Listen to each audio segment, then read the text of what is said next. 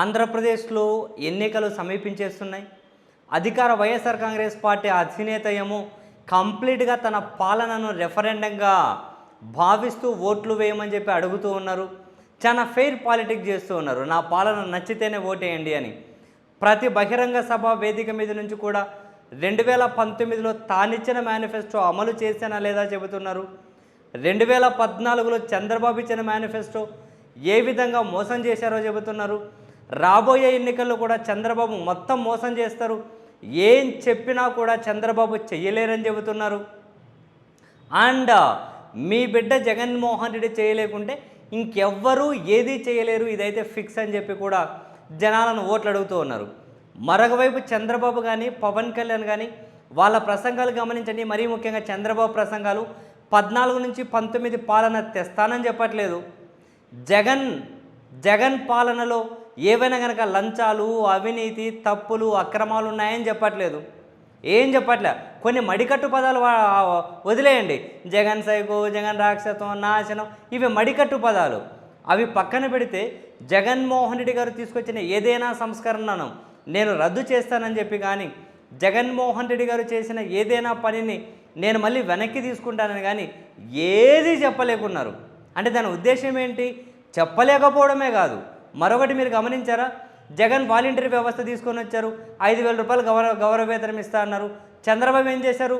First నుంచి వ్యతిరేకించుకుంటూ వచ్చి ఆ సిస్టమ్ను లాస్ట్కి వచ్చేసరికి నో నో నో నో నేను వాలంటరీ వ్యవస్థ తీసేయను, 10,000 రూపాయలు ఇస్తాను అంటున్నారు.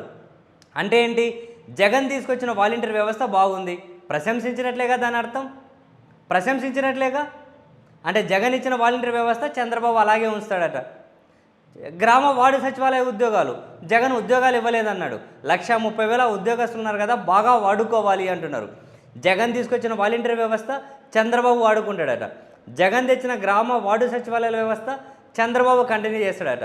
జగన్ ఒకరికి అమ్మఒడి ఇస్తే చంద్రబాబు ఇద్దరికి అమ్మఒడి ఇస్తాడట. జగనన్న చేయుతానా వైఎస్ఆర్ చేయుతా అని చెప్పి ఆ డబ్బులు ఇస్తున్నారు కదా, అది మరింత ఏ సడలింపులు ఇచ్చి చంద్రబాబు అది కంటిన్యూ చేస్తాడట. ప్రతిదీ జగన్ ఏదైతే చేశాడో నేను అది చేస్తా, ఇంకా కంటిన్యూ చేసుకుంటూ పోతా. ఏది తీసేస్తానని చెప్తలేరు, ఏది చెప్పట్లేదు. మనం ఇక్కడ ఇంకా కొన్ని అబ్జర్వ్ చేయాల్సింది. ఇప్పుడు జగన్ ఇచ్చినప్పుడు, జగన్ సంక్షేమ పథకాలు ఇస్తే శ్రీలంక అయిపోతుంది, పాకిస్తాన్ అయిపోతుంది అని చెప్పి విమర్శించిన వీళ్ళు, మరి ఇప్పుడు చంద్రబాబు అంతకుమించి ఎక్కువ ఇస్తే ఆంధ్రప్రదేశ్ ఏమన్నా యూకేనో, యుఎస్ఓ, ఆస్ట్రేలియానో ఈ విధంగా అయిపోతుంది, సింగపూర్ అయిపోతుందా? ఏమో మనకు తెలియదు. అది కూడా చంద్రబాబు గారికే తెలియాలి. ఆయనేగా చెప్తారు ఈ విధంగా చేస్తా, ఈ విధంగా చేస్తాను అని. అంటే జగన్ ఉన్నది ప్రతిదీ కంటిన్యూ చేస్తాడట, ఏదీ తీసాడట. చివరికి చూశాంగా నెటిజన్లు కూడా పంచులు ఎత్తూ ఉన్నారు. ఏమని?